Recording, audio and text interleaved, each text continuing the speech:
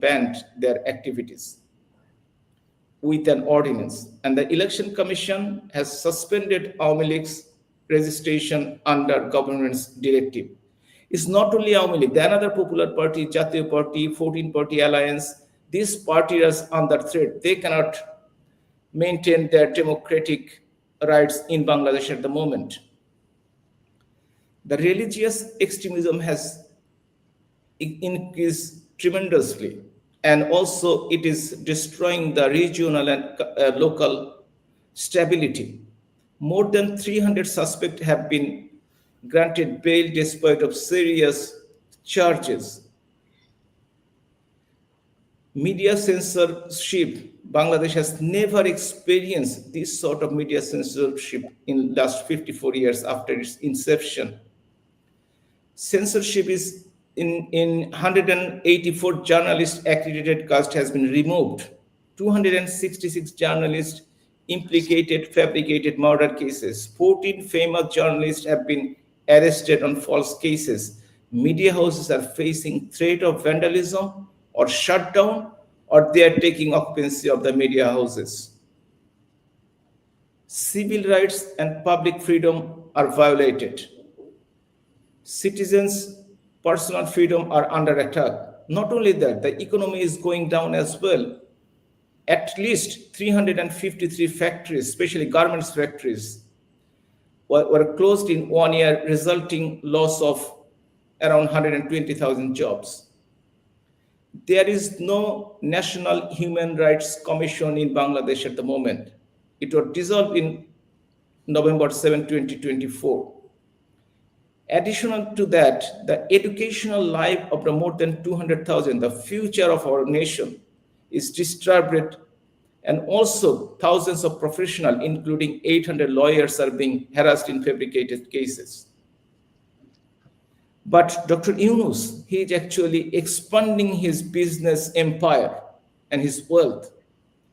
If you see that he has taken away about 666 crore imposed on Gramin Kalyan, that was waived. Tax exemption granted to Gramin Bank for next 5 years, that is until 2029. And the government ownership of the Gramin Bank significantly reduced from 25% to 10%, which is about 15-16 crore per year. Taka.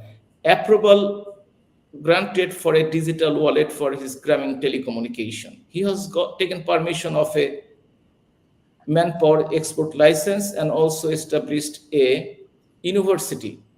And Gramin Sterling is a partnership between the Gramin Bank and the Sterling, what he is doing at the moment.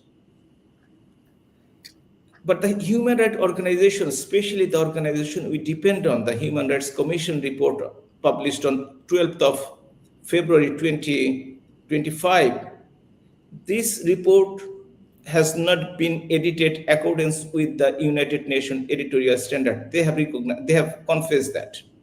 Methodological limitation and weakness is there, defect validation process, and biased information. One of our GCJD director, Professor Rashid, is going to present on that and show that he will do a critical analysis on that. We'll see that afterwards. So we have some recommendation from this conference that the full restoration of the civil, political, religious right and the protection of the fundamental freedoms. The judiciary must be independent and free from political interference to ensure equal justice for all. All reported killings, detention, torture, and violence against women, children, minorities, and the political opponents must be investigated fairly and transparently. Every victim deserves justice. We strongly condemn media censorship and attacks on the journalists.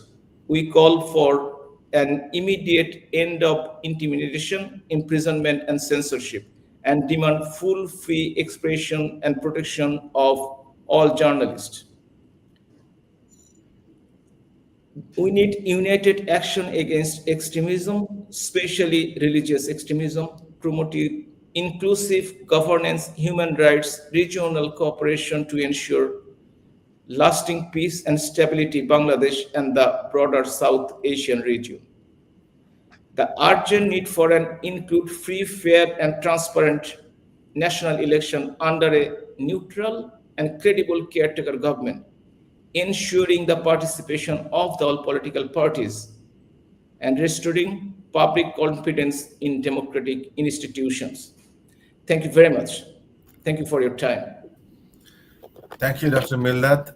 Thank you for your thoughtful presentation. And it shows the grim realities that 180 million people of Bangladesh are going through today. And this is a precursor to a failing state. At this point in our conference, we'll go directly to our first topic of discussion, the rise of religious extremism and religious regional instability. And it is my pleasure and honor to introduce Ambassador Veena Sikri, who served as the Indian High Commissioner to Bangladesh during 2003-2006 time period. Until the recent upheaval, that was perhaps the most turbulent one in post-independence Bangladesh's history. I will request Ms. Professor Veena Sikri on this topic of discussion. Thank you. Thank you for introducing me so well. Thank you to the Global Center for Democratic Governance, to Dr. Mohammed Habib Millat for organizing this conference and for inviting me to speak.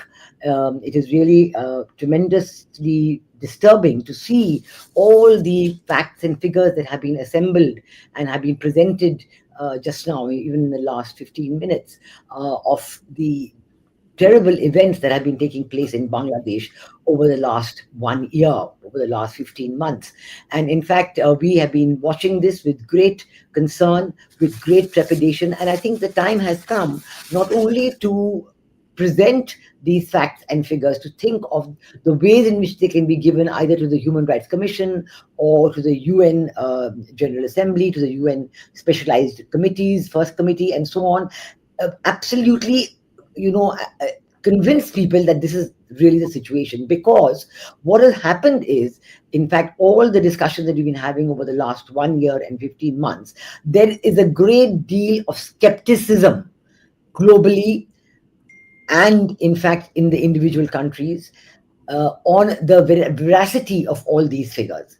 And everybody seems to be just believing what Professor Mohammed Yunus is saying and not giving any attention to these figures. So now the biggest task before the Global Center for Democratic Governance and all the other eminent individuals who are here today is to consider how these facts and figures can be accepted by the international community, and according to that, action has to be taken. So while you have a kind of a fake trial going on within Bangladesh before the ICT, and without any kind of presentation by those who have been accused, you have so many members of parliament in jail, you have so many leaders in jail with no charges being filed, but across the world the impression is totally different, and you only hear one word about the fascist government. So I think that today the media faculty, the communications, has to be really strengthened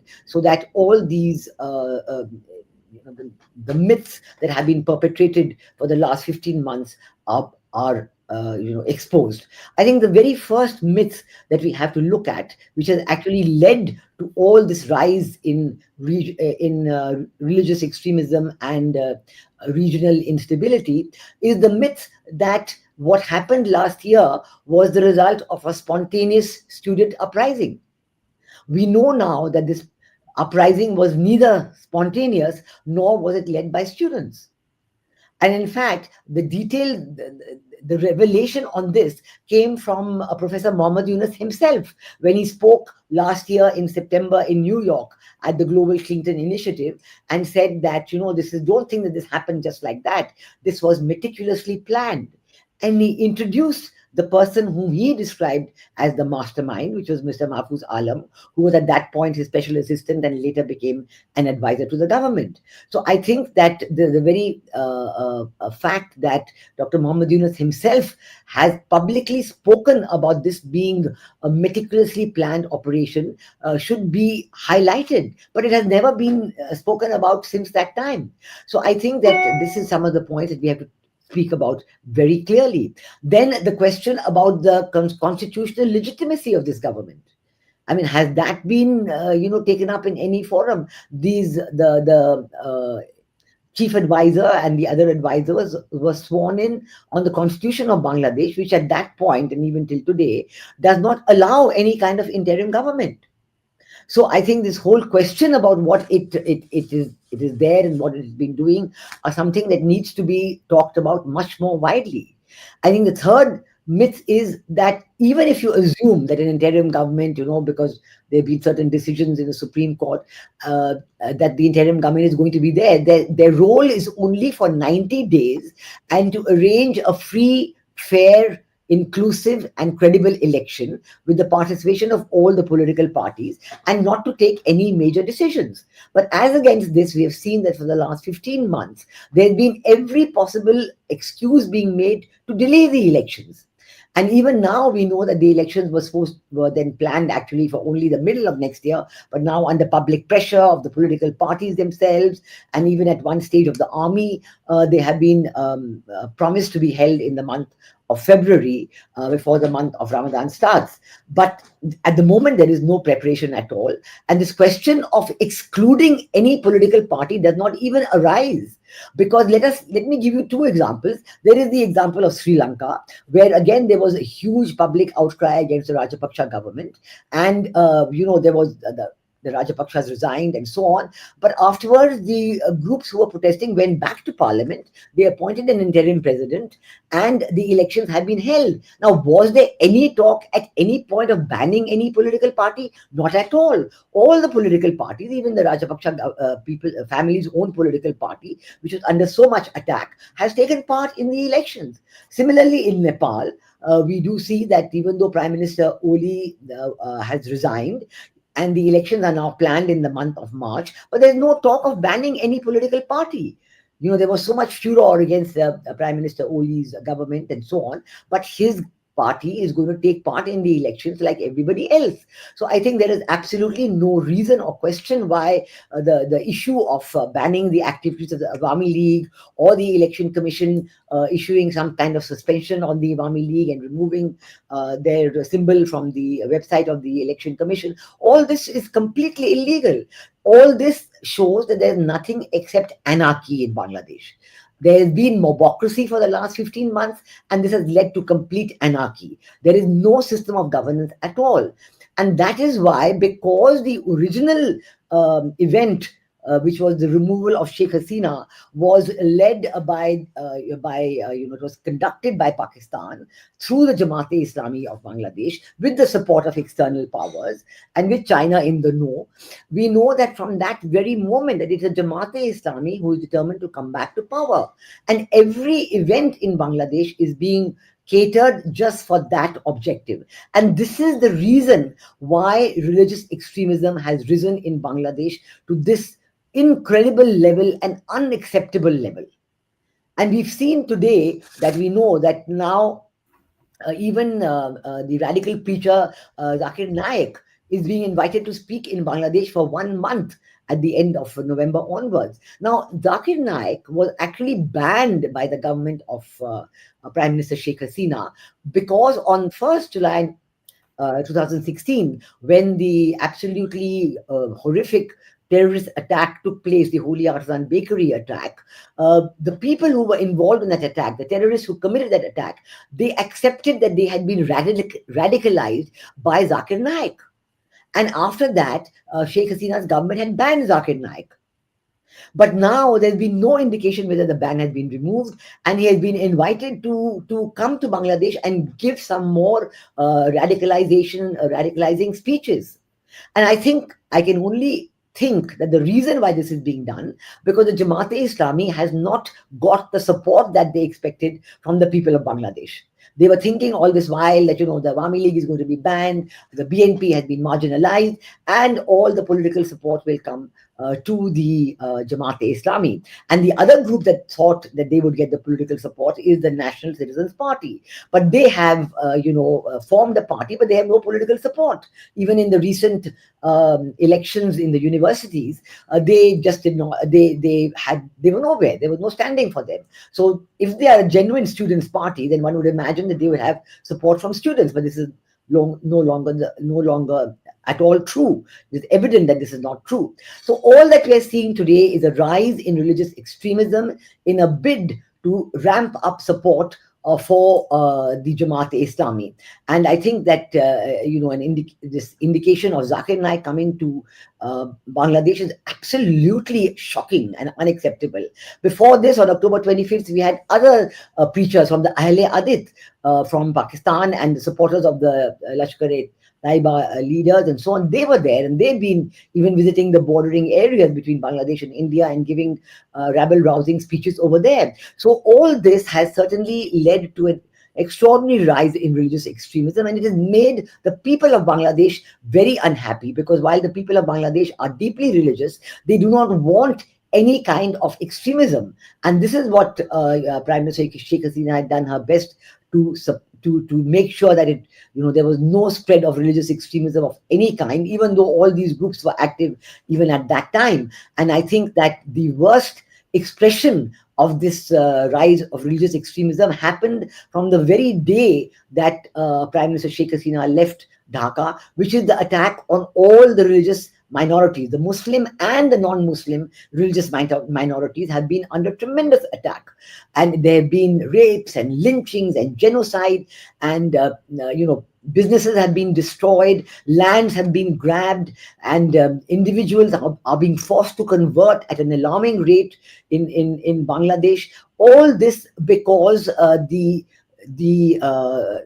religious minorities, the Hindus, the Buddhists, the Christians, and even the Sufis and the Ahmadiyas, they are determined to stay on as citizens of Bangladesh. They're saying, we're not going to leave the country. We are citizens of this country. But this is not being accepted by the members of the extremist groups, including the Jamaat-e-Islami, including the Islami Chhatra Shibir. And when this is pointed out to Muhammad Yunus, all he says that this is fake news from India. That's all. Even recently, 2 or 3 weeks ago, when he was in New York for the UNGA, he was interviewed by several people, and each time he said, oh no, this is all fake news, it's not happening.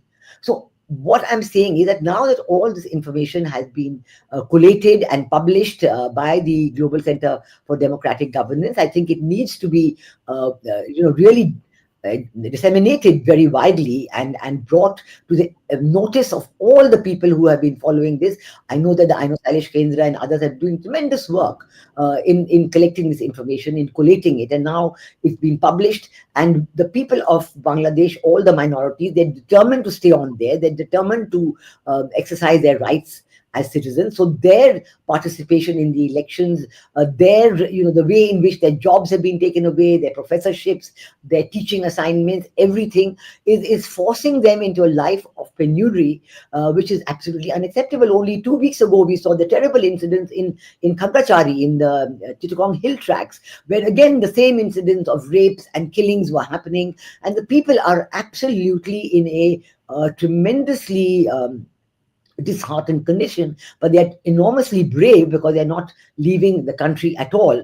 We do realize that that all this has the potential to really harm the regional stability of South Asia, and we do know that, and I can say for myself that I have seen a lot of these events taking place during the time when I was High Commissioner, because that was the time when Begum Khalida Zia was the Prime Minister, and she was, the Jamaat-e-Islami was a member of the alliance, and Pakistan was exercising the same kind of influence and control on Bangladesh and the government that they are doing today. So a lot of this is deja vu for me. I've seen this happen before. I've seen the way in which at that time so many terrorist attacks in India originated from Bangladesh. We saw the Pakistani people flying into Bangladesh, entering without any evidence of their entering, and walking across into India, because at that time the border fencing and all was in a much poorer condition than it is today, and then they would commit terrorist acts in India. So this is how the regional instability is happening. And I can tell you another thing that is leading to tremendous regional instability is the absolutely provocative and unacceptably provocative statements that are being made in Bangladesh time and time again by Dr. Muhammad Yunus, and by the Jamaat-e-Islami, by many individual students about Northeast India. We know that Dr. Muhammad Yunus, when he went to China in the month of April this year, he actually addressed a group of Chinese businessmen and invited them to come to Bangladesh and say, look, we have control over Northeast India. We are the only ones who have access there. Come on, we will take you there. We will give you the access. I mean, this was, absolutely a kind of a deliberately provocative statement. And then we have seen all these maps, recently a kind of a book with an artistic, so-called stylized map showing parts of Northeast India and Bangladesh. We saw these maps coming up even in Dhaka University during the Pehla Baishakh celebrations. We've seen tweets by members who are in various political formations, the NCP and others, Jamaat-e-Islami and others, which are talking about what's going to happen to the Northeast. All these are intended to provoke the Indian insurgent groups and to invite, telling them, yes, come to Bangladesh, we are here to help you. Again, this is exactly what was happening between 2003, 2006 when I was there. There was a similar support being given to all the Indian insurgent groups at that time, and through that there was every effort to create instability in Northeast India and other parts of India.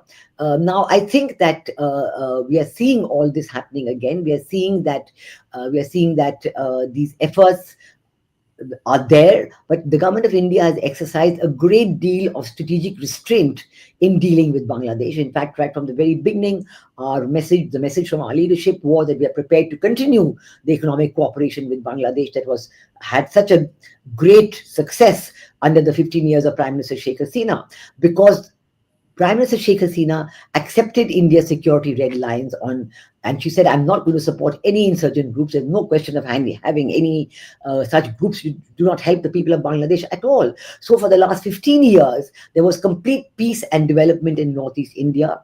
There was complete full cooperation between India and Bangladesh. And the result for Bangladesh was that they had 6.5% to 7% annual rate of growth, leading to Bangladesh's graduation from the least developed country status. And as against this, you have in 1 year, Bangladesh has slipped fully back, so that their whole graduation process has now been postponed, and there is going to be no longer any such possibility because the Bangladesh economy is in a state of collapse. But I don't think this seems to bother the current leadership in Bangladesh at all. Perhaps some political parties and others think that if there's poverty in Bangladesh, it's easier to control the population. And that's why they're just not bothered about the economic situation. All they're interested is in getting military training, in getting specialized equipment coming in having all kinds of exercises which were never there before. And this is causing a great deal of regional instability, which is not going to be good for Bangladesh at all. And I think that the government of India has conveyed, even when our Prime Minister Modi met Dr. Muhammad Yunus in Bangkok on the sidelines of the BIMSTEC summit, there was a clear indication that rhetoric and vitriol does not help the relationship at all. It does not contribute to peace and stability and development. It only worsens the atmosphere and leads to instability. So the combination of this phenomenal rise in religious extremism, it has had a tremendous negative impact on freedom of the people, on freedom of women, on the rights of women, on the development of the country. And all this is geared only to make sure that somehow or the other the Jamaat-e-Islami comes to power in Bangladesh. There are countries in the world, in the West, who still think that Jamaat-e-Islami is a moderate Islamic democratic party. But I think it's shown by its behavior all along that it is anything but. So I think that one of the big tasks of this conference, this has been a tremendously successful effort to organize this conference, and I can see that there's a very large participation, and I feel honored to be participating myself, that we have to all ensure that the elections are held on time, that they're held under international supervision, that there is a new caretaker government, within as has been the practice in Bangladesh of having caretaker governments, because the current one is shown itself to be totally ineffective and unable to run the country. And under the new caretaker government, there should be free, fair, inclusive, and credible elections with international supervision. I think this is the only way out, because whoever is able, and all the political parties must be able to participate. There's no question of excluding any political party or organization. There's no question of keeping people in jail for so long without even any charges. There's no question of continuing the oppression of minorities. In fact, this should be exposed, so that the question, very dismissive way in which Dr. Mohammed Yunus says this is fake news coming out of India, this should be completely exposed, so that the facts and figures about the people who have lost their lives, their land, their liberty, their freedom should be there before everybody. And I think that once the resolution of this conference is known, then everybody would certainly be willing to work together. Certainly in India, there's a great deal of interest and a great deal of concern about what is happening in Bangladesh. And we do hope that this conference, this publication of the documents, will be the first step towards getting the world to accept and speak out about the reality of where Bangladesh is today. Thank you very much. Thank you, Professor Veena Sikri, for your very thoughtful presentation about the facts on the ground, which is extremely grim. And you perhaps already know very well that during your time, when there was 10 trucks arms smuggling case was there, and the two key accused, the mastermind, Major General Rizakul Haider Chaudhary and the State Minister of the Home Affairs, Lutfuzzaman Babur, they're all released from the jail. So it's a clear indication that they want to instigate, some sort of fight with India in the Northeast region. So thank you again, and we will request you to continue raising your voice on behalf of 180 million people of Bangladesh. Thank you very much. Our next guest speaker is Mr. Chris Blackburn. And Chris doesn't need any introduction to the inter-South Asian community, because he's the leading voice of human rights advocacy and minority rights advocacy from Afghanistan to Myanmar, and especially now for Bangladesh. Chris Blackburn has over 2 decades of experience in geopolitics, intelligence, and communication strategies, and he's currently serving as the communication director of European Bangladesh Forum. Chris Blackburn, it's your turn, please. Thank you for the introduction. Ladies and gentlemen, thank you to Professor Millat and the organisers. We are proud to be part of this conference. Violence, once the tool of the desperate, is becoming the instinct of the impatient. We now live in an era where rumour outruns reason, grievance is monetised, and identity is weaponised. Across the world, societies are learning that violence never stays contained.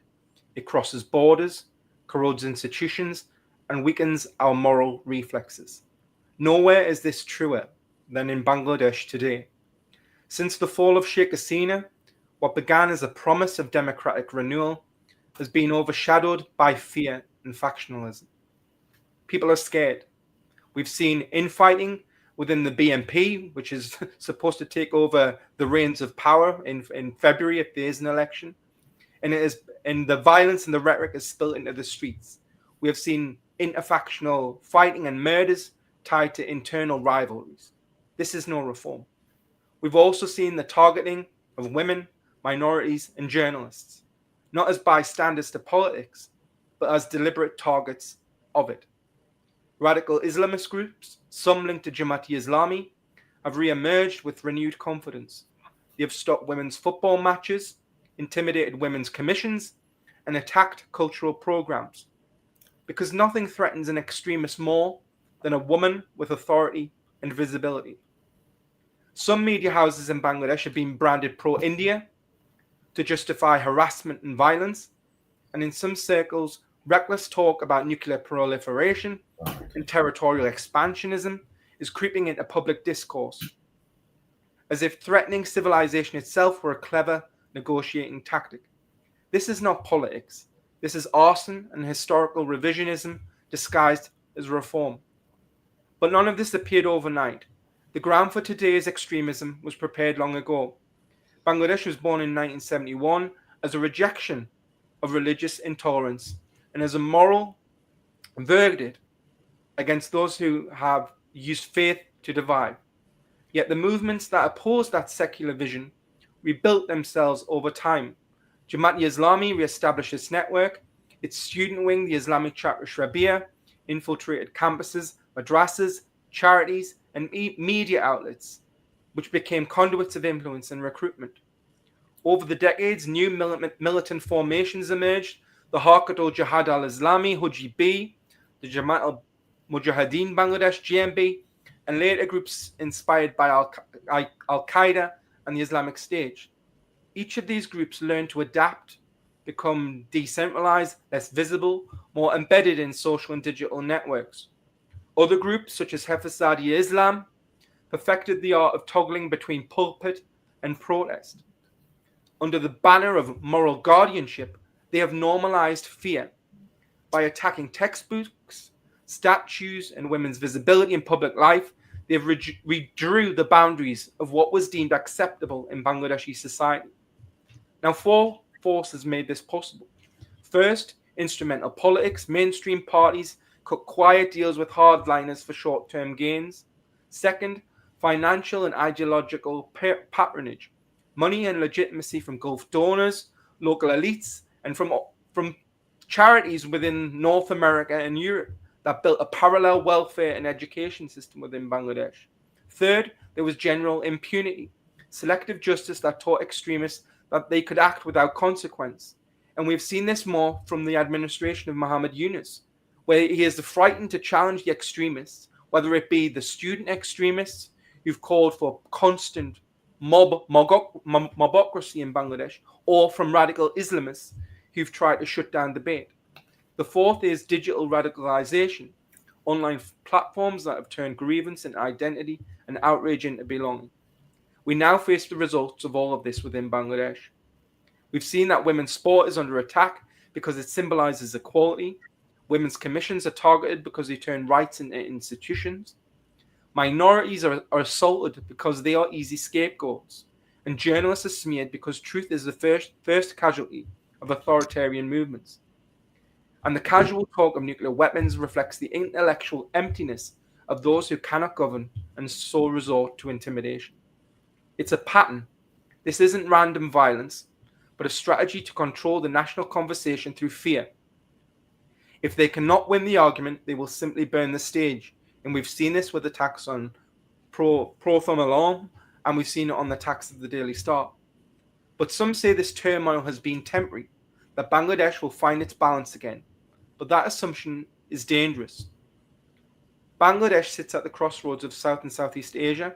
It influences India's northeast, the security of the Bay of Bengal, and the management of refugee inflows from Myanmar.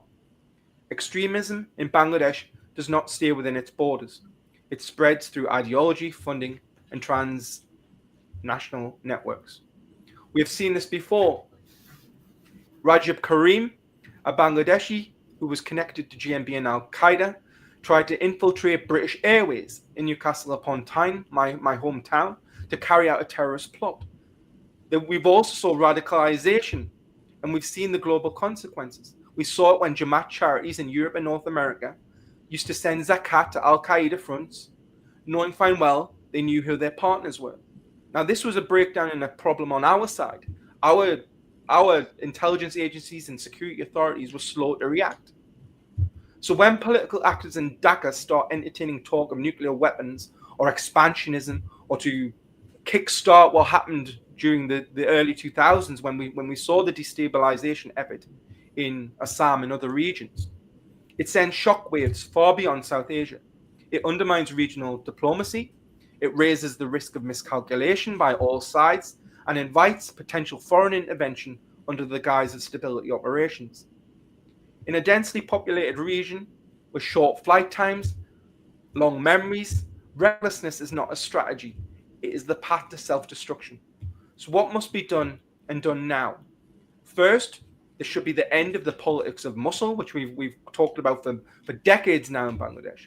Bangladesh's parties must disarm. Their student wings can't be like militant wings. And there needs to be an enforcement and a zero tolerance policy for street violence and agitation. Registration and public funding should depend on compliance. And if people want a seat at the table, they need to put down their weapons. Second, it's the protection of women and minorities as a matter of national security.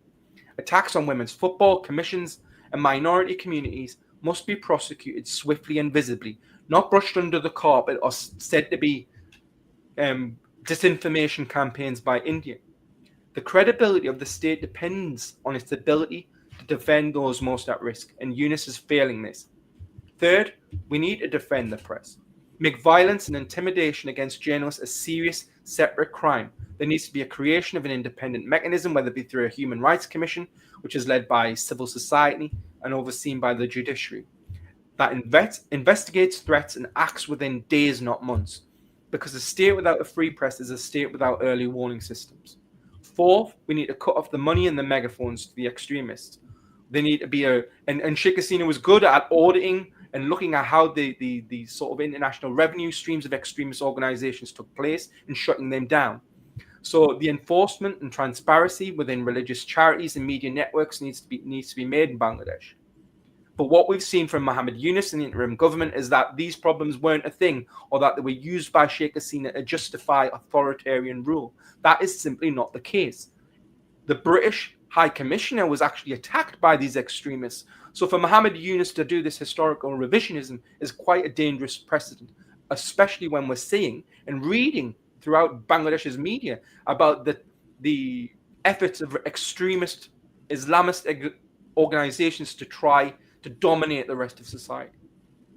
Finally, they need to act responsibly in the region. Bangladesh, India, and their partners must deepen cooperation, whether it be through BIMSTEC on counterterrorism, refugee management, or cooperation in maritime security. The world must draw a line on nuclear rhetoric. Those who indulge in it must face sanctions and isolation, not applause in Bangladesh. Bangladesh's destiny is not hostage to the loudest voices. This is a nation that has built itself after wars, coups, and cyclones.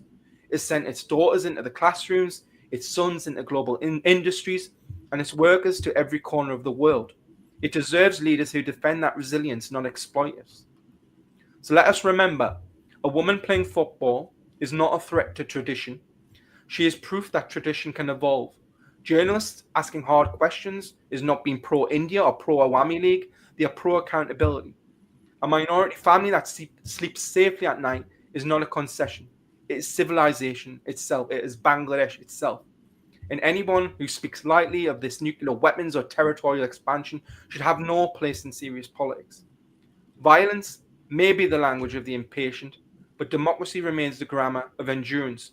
Bangladesh can still choose that grammar to build its institutions, protect its freedoms, and restore faith in law over force. The world has a stake in that choice. When Bangladesh chooses stability and reform, the entire region breathes easier.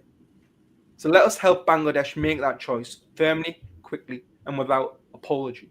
Thank you. Thank you for listening. Thank you, Chris, for your valuable comments. And you are a leading voice of reason across the globe for minority rights and human rights, and especially against extremism of all sorts. And definitely, you will agree that Jamaat, if the West take it very lightly, we are heading towards another disaster, because they now got a ground in Bangladesh under the leadership of Dr. Yunus, which is very unfortunate. So their ideological game plan is dangerous and disastrous. And you will agree that they are the ideological grandfather of Taliban's and the father of Al-Qaeda. So West must take it very seriously. Thank you, Chris, again. Our next guest is Dr. Rafael Pankowski. He's a Rotary Peace Fellow at Makerere University in Uganda. Professor Pankowski is a Polish sociologist and political scientist. And I must add that when Les Wałęsa-led solidarity movement was going on in Poland, and I was a little kid, and I was mesmerized by how peaceful that movement was, and I'm mesmerized how destructive these Gen Z movements are. So, as a sociologist, someday we'll read your comments on this. But now, on the issue of religious extremism and regional instability. Thank you. Thank you very much for your kind introduction. Good afternoon, good evening, good morning, namaskar. Ladies and gentlemen, dear friends, greetings from the Rotary Peace Center at Makerere University, Kampala, Uganda. My name is Rafał Pankowski, and I'm a sociologist as well as a human rights activist. I come from Poland. I am currently in Uganda, and it is a real honor to participate in this very important global conversation. What brings us all together from across the world today is, of course, the love of Bangladesh, its people, its culture, its heritage. It is also the love of the history of Bangladesh. But I think there is also much more. It is our shared commitment to the universal values of human rights,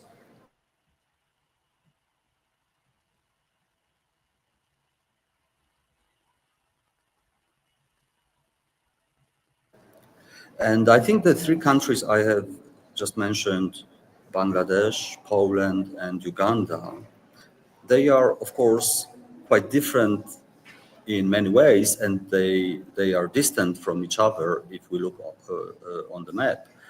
But they also have something in common. It is, for example, the history of the fight for freedom and the legacy of the fight for their own specific and inclusive, at the same time, identity. In the case of Bangladesh, of course, it is the legacy of the struggle for language rights, as well as especially the liberation war. In the case of Uganda, it is the anti-colonial struggle, but also the struggle against the tyranny of Idi Amin. In the case of Poland, it is, for example, the tragic experience of Nazi occupation during World War II and the struggle against fascism, as well as against totalitarianism. Today, we face a common global challenge of the rise in violent extremism, radicalization, authoritarian and intolerant anti-minority movements and regimes. And I believe what is common in terms of the global challenge for all of us today is the specter of fascism that is hanging over our planet. And I'm afraid that includes Bangladesh today.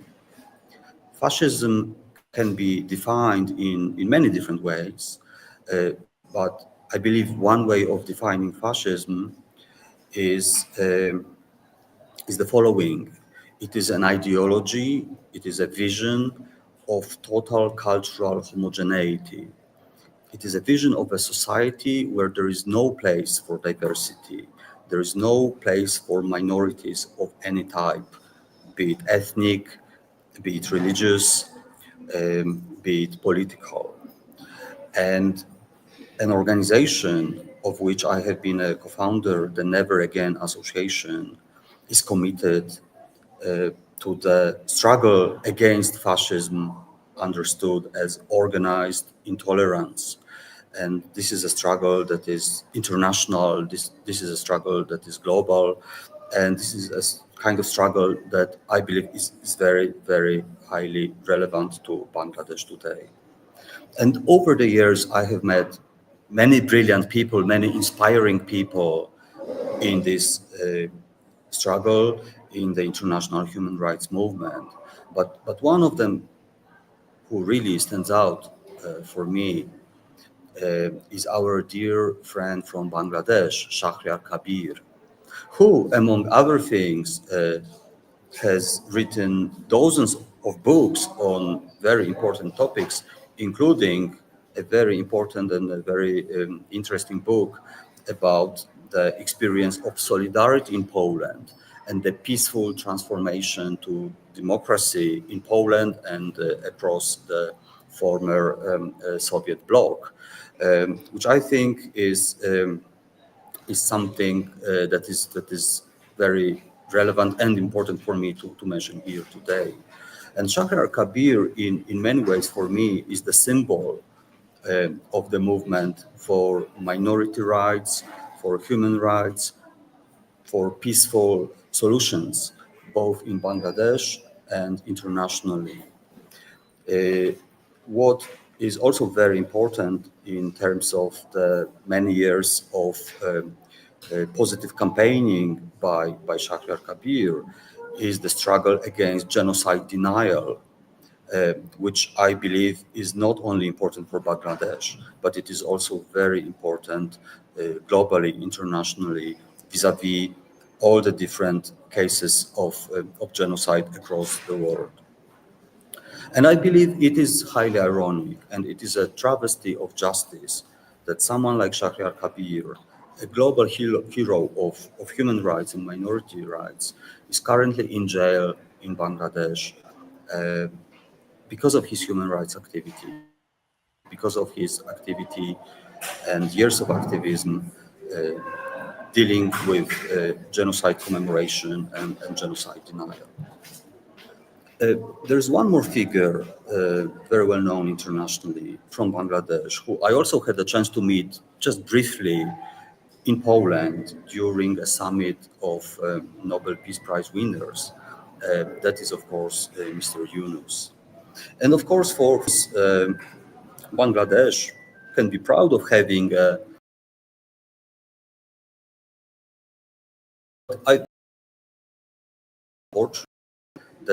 of repression against human rights activists and political opposition, as well as minorities, is happening under the watch of a Nobel Peace Prize winner. And the issue of the current rise and the emboldening of extremist groups in Bangladesh is very concerning indeed. And also the fact that it is happening under the watch of a Nobel Peace Prize winner, well, that is highly ironic and sad. And I would like to use this opportunity to appeal to Mr. Yunus. Please free Shahryar Kabir. Please free the political prisoners and independent journalists in Bangladesh today.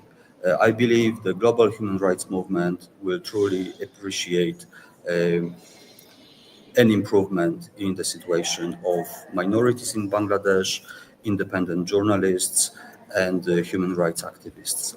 Thank you very much for having me today. Joy Bangla. Thank you, Dr. Rafael, and thank you for pointing out the plight of prisoner of conscience, I would say, a human rights activist par excellence. Shahryar Kabir is a journalist and a prolific writer, and we must raise our voice globally, and we request the distinguished panel to raise your voice globally to the corridor of power for his release, as well as the release of other journalists and the political leaders and the parliamentarians in Bangladesh. Thank you again, Professor Rafal. Our next guest is Dr. Nur Nabi, fondly known as Nabi Bhai across both sides of Atlantic all the way to the sands of Pacific. He's a valiant freedom fighter of 1971 Liberation War. He's been elected 4 times as the council member at the Plainsboro County, New Jersey. He's also the recipient of the second highest national accolade, Ekushé Padak, I believe in 2020. And he's the leading voice against all kinds of oppressions. Very well known among the Bangladeshi diaspora, both in US and Europe. Dr. Nur Nabi, please. No voice.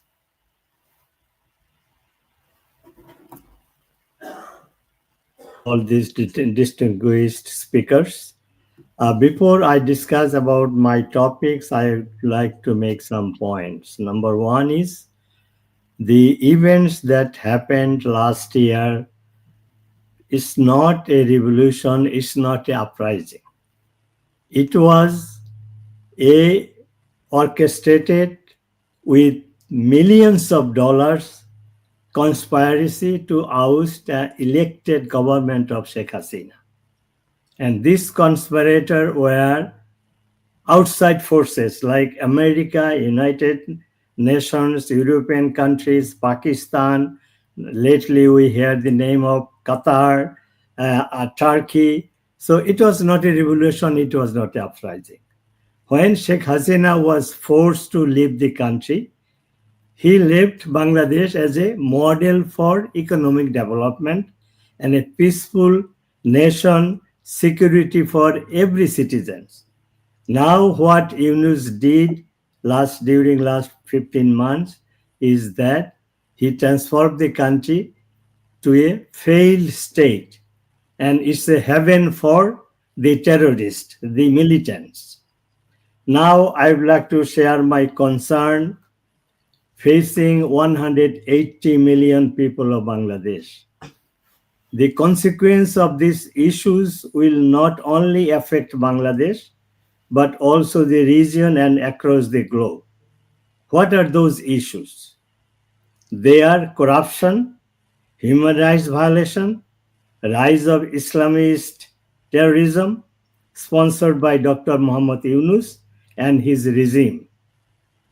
However, I will focus only on the rise of religious extremism in Bangladesh and regional instability, which I'm assigned to talk about. Let's talk about who is Dr. Yunus. He is currently the illegal, I repeat, illegal ruler of Bangladesh. He was installed as a chief advisor of the interim government of Bangladesh by removing a legal government of Prime Minister Sheikh Hasina, as I mentioned, through international and domestic conspiracies. And they used money. Just the US President Donald Trump mentioned that just last 1 year, $29 million was given to Bangladesh directly, and 21 million came through India from just one US agency, which is USAID. And moreover, there are other agencies who are involved like RII, Deep State, so on. So this conspiracy conducted by millions of dollars. Just 1 year, $50 million, but if we take account of last 16 years conspiracy against Sheikh Hasina's government, it total to some extent about $200 million. So it was not a revolution, not a uprising, it was a anarchy and a terrorism, militant activity hired with this $200 million cash during last 15 years. Now, let me give you some evidence to my topics. I will provide evidence that Dr. Yunus and his regime are promoting religious extremism in Bangladesh, and I will discuss its impact on regional instability. Let's talk about the sponsoring of rise of religious extremism in Bangladesh by Yunus governments. After assuming power, first thing he did was releasing all the terrorists from the prisons. After August 5, 2024, militants who were sentenced and under trial have been released from the prison without any legal process. A report published by BBC reported that 300 accused in militant cases have been released. Among them were 10 accused top terrorists, 8 accused in the 10-truck arms smuggling case, and also members of at least 10 organizations were built without, militants were built without legal process. The extreme group whose members were released are Al-Qaeda affiliated Ansarullah Bangla team and ISIS affiliated offshoot Neo Jamatul Mujahideen Bangladesh, a newer Al-Qaeda inspired group. And all these members of all these are reported to getting training in the Chittagong hill tracks area. That means whatever has been done subversive activities so far, we must apprehend that there will be more violent activity by these groups who is Yunus released from the prisons. These terrorist groups are displaying their presence in public. They were showing flags of militant organization in the procession on the streets of Bangladesh. They have openly displayed the flags of ISIS on the streets of Dhaka and held demonstration and procession under the banners of banned militant organization. The banned organization of Hizbutul Tahiri held a large public procession in Dhaka on March 7, 2025 with prior announcement, but the law enforcement agencies have not taken any effective measures, and the DMP commissioner has recently said there was no militants in the country. Regarding the recent arrest of 36 Bangladeshi militants in Malaysia, the Home Affairs advisor said there was no militancy in Bangladesh. These religious extreme groups attack on minority communities.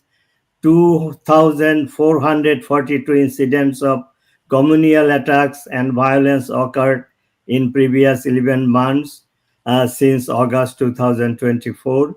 In the first half of this year, Bangladesh has witnessed 258 incidents of violence against the minority communities, including Hindus. Of the total incidents, there were 20 incidents of rape, 59 attacks on places of worship. I'm talking about just 5 months this year. These militants are also attacking and looting shrines, bowl gathering, and socio-cultural events. This group also doing illegal activities which affected the numbers on murder, sexual harassments, and rape in Bangladesh. In addition to mob violence, the number of violent incidents against women has increased. According to official statistics, 12,726 cases of violence against women and children and 4,105 cases of rape have occurred from September 24 to June 25 of this year. Child murder and torture, as well as the insecurity of transgender community, also increased. These religious militants are also obstructing women's sports and cultural activities. So what is the impact of the rise of religious extremism and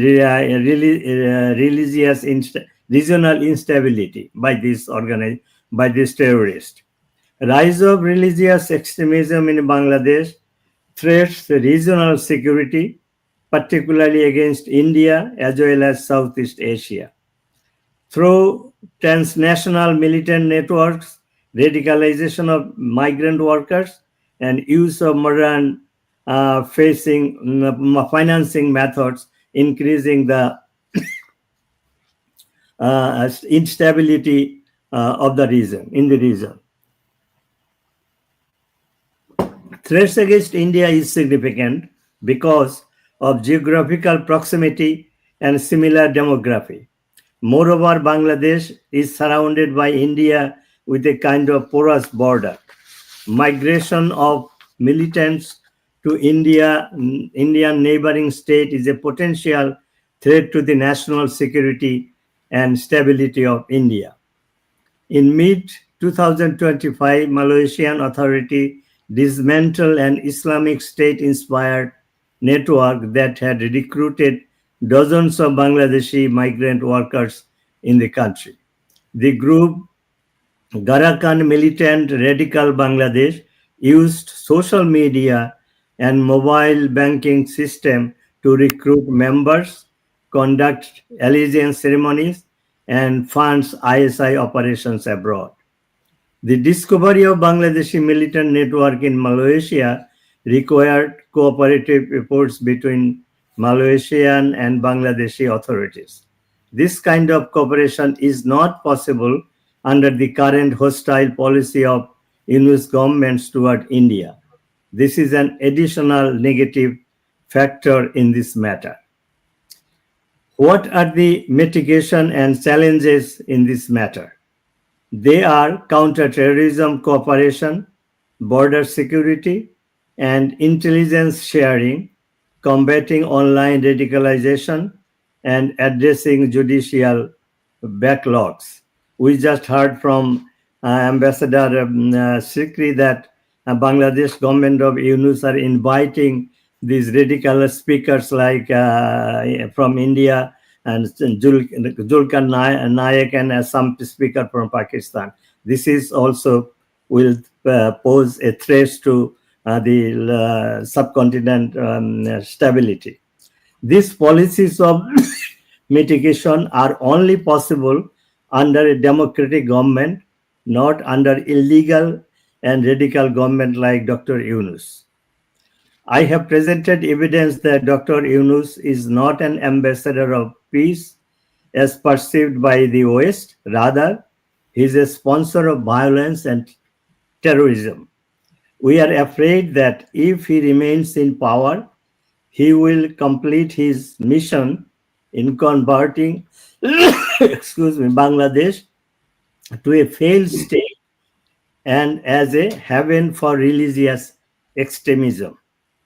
Therefore, Dr. Yunus' regime must be removed to save Bangladesh. Not today, not tomorrow. His government must be removed yesterday, have been removed yesterday. So what is the solution to peaceful solution to the Bangladesh crisis is that Yunus government must be removed. There should be a take care government under president, free and fair inclusive election, including Army League and others. This is the only solution. Otherwise, Yunus is inviting a global proxy war in Bangladesh, and this Yunus government's promoting the radicalization of the Islamist militants and helping getting into the crisis of Burma's crisis. Then India and China and Russia will not be sitting idle.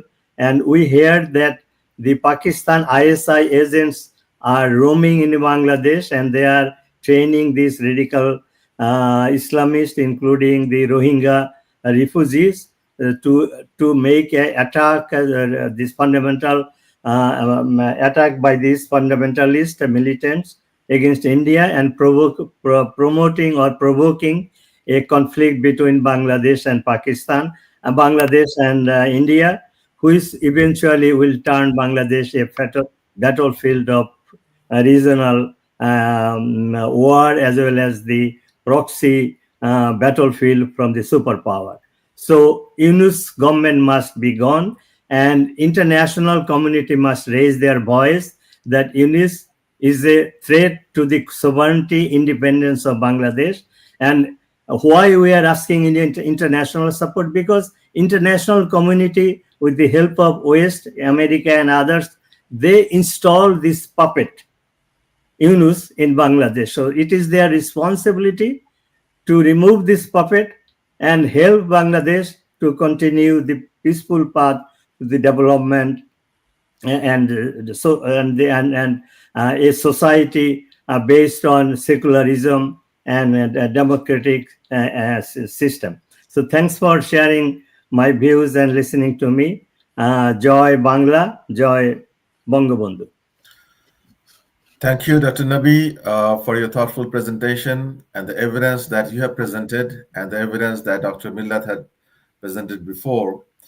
One word comes to my mind is ochlocracy. This is a Greek word that means mobocracy orchestrated by the government. And Dr. Yunus' regime is doing exactly that, basically to unravel Bangladesh into total anarchy and chaos. My next guest and the last guest on this topic of rise of religious extremism and regional instability is Barrister Taposh Kanti Baul. He's an international human rights lawyer and defender. He's based in Germany. Mr. Taposh Kanti Baul. Thank you. Thank you, Mr. Rana, and distinguished guests. I'm not going to waste the time by addressing everyone, but it is my pleasure and honor to be present in this conference. The main discussion is that what is the situation of religious minorities in Bangladesh? We all know that after 5th of August, the religious and ethnic minorities were attacked without any doubt. They were attacked, their temples were vandalized, their all sorts of homes and business institutions were vandalized. Bangladesh Hindu Buddhist Christian Unity Council, in their report, they said that within 15 days, from 5th of August to 20th of August, there were more than 2,000 incidents that took place. And the range of incidents are murder, rape, forced conversion, destruction of temples and business and home institutions. What was their crime? Their crime is, first of all, they are Hindus. And as a Hindu, people automatically think that they are affiliated with India, they are affiliated with Bangladesh Awami League. This is true that to the Hindu majority people, Hindu community, they think that Awami League is the vanguard of secularism. If Awami League is there, their rights are protected. And that's why election after election, they have voted for Bangladesh Awami League. It is clear from the events that took place after this that why they have voted for Bangladesh Awami League. Not only this is the situation, you see that after 5th of August, anyone who has a secular voice, like Sharia Kabir, anyone who was talking about religious and ethnic minorities, like Chinmoy Prabhu, who is a ISKCON, who is a religious master from ISKCON. So all of them are thrown behind the bar. They are in prison in fictitious cases. Even anyone like me who are in the secular movement, who are working for the empowerment of religious and ethnic minorities, they have filed thousands of cases against them. So in this situation, the meticulous design of the Yunus government is pretty clear. First one is to silence their voice, and how to silence their voice? Through mob attack. Yes, the term we are using is mob attack, but when there is a difference between mob attack and criminals, right? What is the difference? That when there is a mob attack, then we will see that random people are attacking those places. But when we are talking about criminals, we will see that the same faces are appearing again and again. So this was not a mob attack. This was identified criminals who attacked all sorts of institutions of religious and ethnic minorities. The same faces came up over and over again. If you look into the videos that appeared right after this 5th of August.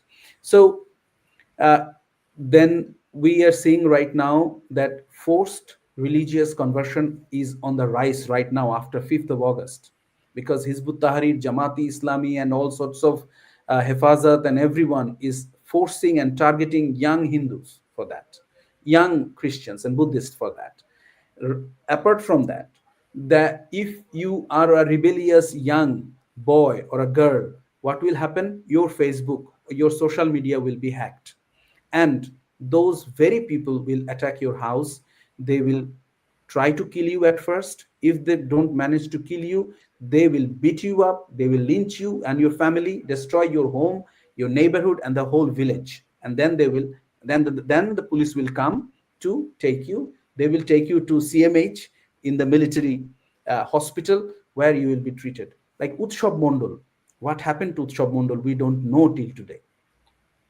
Just the other day, there is this incident against a Buet student, just being said that he said something on certain social media, and then the radical students of Buet, they basically alleged that he raped a Muslim girl, but there was no victim there, and the Dhaka Metropolitan Police said that there was no such incident of rape.